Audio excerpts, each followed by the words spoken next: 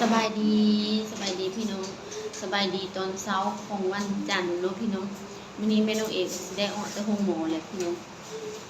เพราะว่าตอนนี้ก็อาการดีขึ้นแล้วพี่น้องจักหน่อยเนาะประมาณ9 โมงรถโดยสารสิมาหาเอาเนาะพี่น้องตอนนี้ก็ยังรอท่าหมอว่างยามากินอยู่เฮือนอีกนะพี่น้องอากาศกับวางยาเรียบร้อยแล้วก็เขาก็ท่ารถโดยสารอยู่นี่เนาะรถโดยสารมาห้ามเอานะพี่น้องอย่าลืมประตูลูกทอดสโลมแล้วพี่น้องตอนนี้เนาะทอดสโลมแล้วก็อาการก็เบาแล้วพี่น้องแบบย่างของบริวินแล้วนะจะได้ออกแล้วพี่น้องนี่น้องเเดี๋ยวมาลูกสบายดีนี่สบายดีเนาะเกมเครื่องมือแล้วเนาะวันนี้ก็ให้เฮาก็เด้พับตั้งไว้เอาสบายดีป้าลุงเนี่ยน้อง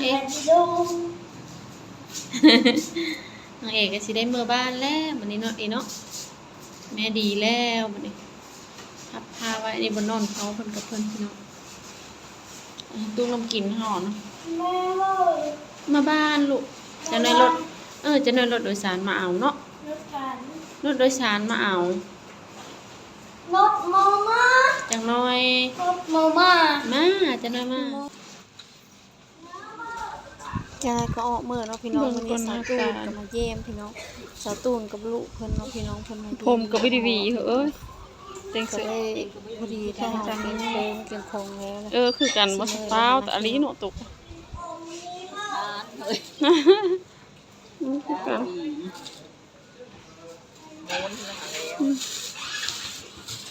โดนัทกินทีเดียวละ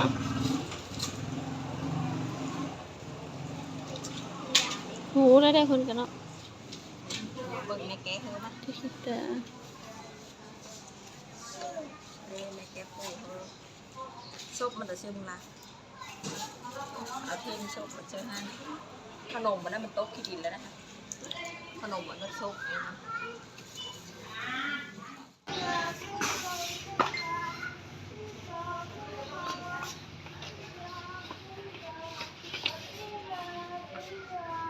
ได้หมูและซัมชิดื้อเขา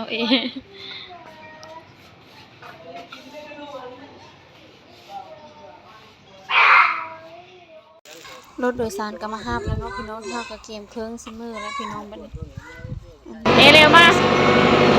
ดีใจบ่ได้เมื่อบ้านดีใจเมื่อบ้านได้ดีใจดีใจเมื่อบ้านแล้วใจมันคุยเลยเมื่อบ้านพูดแล้วดีแล้ว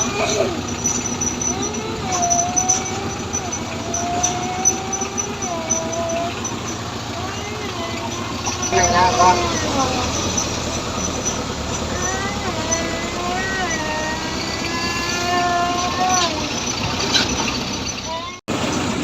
คือสิฮอดบ้านแล้วพี่น้องฮอดตอนนี้ฮอดโค้ห้วยพันอ้อมเนาะพี่น้อง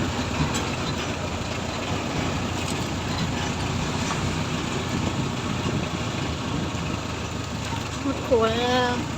มิดโค้นี่ก็ฮอดบ้านแหละพี่น้อง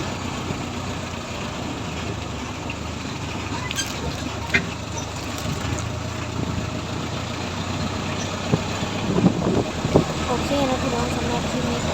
ยกขึ้นมา